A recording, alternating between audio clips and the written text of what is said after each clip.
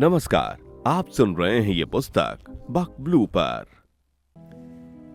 आप सुन रहे हैं सुशीला टॉक भौरे का उपन्यास नीला आकाश, एपिसोड 1।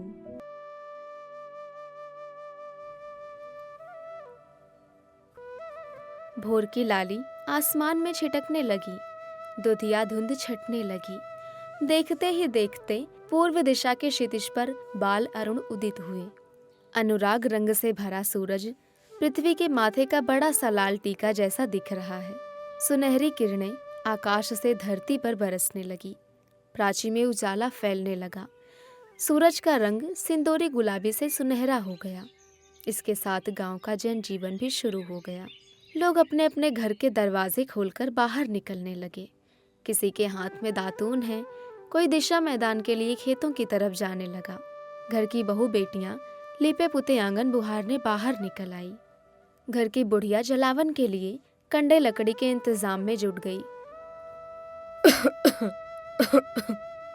बूढ़े खांसते खखारते अपनी उपस्थिति का भान कराते घर आंगन से बाहर निकल आए। सूरज भी अब सोने सा निखर कर तेज आलोक में बदल गया। लोगों को हर काम में हड़बड़ी लगने लगी। उनकी जुबान पर बस यही बात है, कितना दिन निकल आया है, कितना दिन चढ़ गया है। दिन के साथ बंधा जीवन सूरज की गति के साथ आगे बढ़ने लगा। सूरज पूरे आकाश को पार करता हुआ पूर्व से पश्चिम की ओर जाएगा, मगर लोग अपने घर से अपने काम धंधों पर जाकर शाम तक फिर अपने घर लौट आएंगे। ये चक्र बरसों से चल रहा है, सदियों से, कई सदियों से। भीखू जी भी घर से बाहर निकले और तेजी से गांव की तरफ बढ़ चले। उनका घर गांव से बाहर हाशिए पर है। कन्हान महाराष्ट्र का एक गांव है।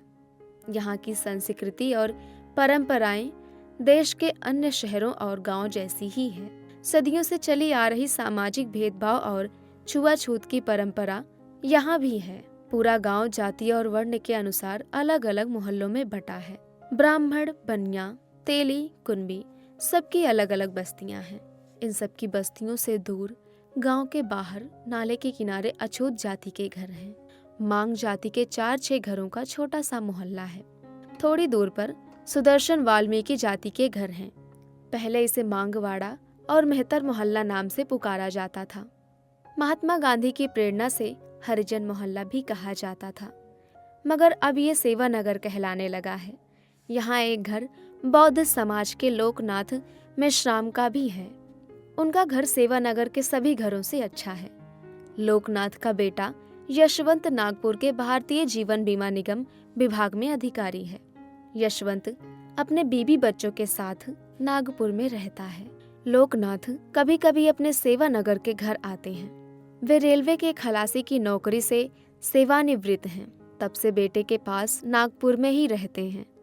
सेवानगर से कुछ दूर नव बौद्ध महार जाति की बड़ी बस्ती है। इसे भीमनगर कहा जाता है। भीमनगर से लगे हुए 2-3 घर चमार जाति के हैं। वे सब छोटे लाल के कुटुंब परिवार के लोग हैं।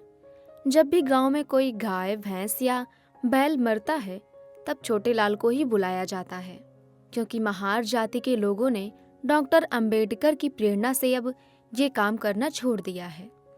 छोटे लाल अपने पूरे कुटुंब परिवार के साथ गांव के काम और खेत खलिहानों में दिहाड़ी पर मजदूरी करते हैं। ये सभी लोग श्रम और संघर्ष करते हुए कष्ट और अभाव का जीवन जीते हैं। सेवानगर में भीखू जी के घर के बगल गंगाराम का घर, गंगाराम के घर के बगल में भोला का मकान। भोला का परिवार पति, पत्नी और एक बेटा है। बेटा कई वर्षों से नागपुर में नौकरी करते हुए अपने बीबी बच्चों के साथ नागपुर में बस गया है। वो कभी कभी कन्हान आता है। भोला कांबले मैयत में बाजा बजाने का काम करता है।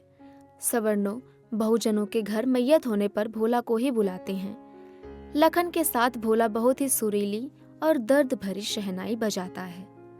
बाकी दिनों में भोला खेत खलियान में मजदूरी का काम करता है। उनकी पत्नी भी गांव के कुछ घरों का काम करती हैं। भोला के घर के सामने फूलवती का घर है। फूलवती का पति दयाराम खिल्लारे शहनाई और बैंड बाजा बजाने का काम करता था। नशे की आदत और दमे की शिकायत के कारण कमजोर होकर वो कम उम्र में ही चल बसा। उसकी 3 बेटी और एक बेटा है। बेटा लखन खिल्लारे भोला कांबले के साथ शहनाई बजाता है। घर खर्च चलाने की और लखन के बीबी बच्चों को संभालने की जिम्मेदारी फूलवती अपना कर्तव्य समझकर करती है। इसके लिए वो गांव में दिन भर कई घरों में साफ सफाई का काम करती है। भेकू जी अपने छोटे कच्चे मकान में पत्नी चंदेरी और 5 बच्चों के साथ रहते हैं। दोनों पति पत्नी गांव के सवर्णों द्वारा बताए गए काम को तत्परता से करते हैं। इसके बदले में उन्हें कुछ नगद आमदनी होती है, साथ ही रोटी भी मिल जाती है। इसके साथ हर दिन अपमान और तिरस्कार भी मिलता रहता है। इन चारों घरों में एकता और भाईचारा है। सभी एक दूसरे के सुख दुख में साथ निभाते हैं, लेकिन ये सहयोग भावनात्मक ही अधिक है। आर्थिक दृष्टि से सभी गरीब और अभावग्रस्त जीवन जी रहे हैं। सबके घरों में बांस छीले जाते हैं। सबके घरों में बांस के डलिया, टोकना, सूपा बनाते हैं। छींदे के झाड़ू और चटाई भी बनाते हैं। घर के प्रौढ़ और बूढ़ी औरतें दाई पने का काम करती हैं। घर के आदमी बैंड बाजा और शहनाई बजाते हैं। मांग मोहल्ले के लोग सवर्णों के घर आंगन की सफाई, पशुओं के बाड़े की सफाई का काम भी करते हैं। उनके घरों में ये काम कई पीढ़ियों से चल रहे हैं। अभी आप सुन रहे थे ये पुस्तक बक ब्लू पर। आपको ये किताब कैसी लगी कमेंट में हमें जरूर बताएं। साथ ही स्क्रीन पर दिए गए सभी प्लेटफॉर्म्स पर हमको फॉलो करना ना भूलें। धन्यवाद।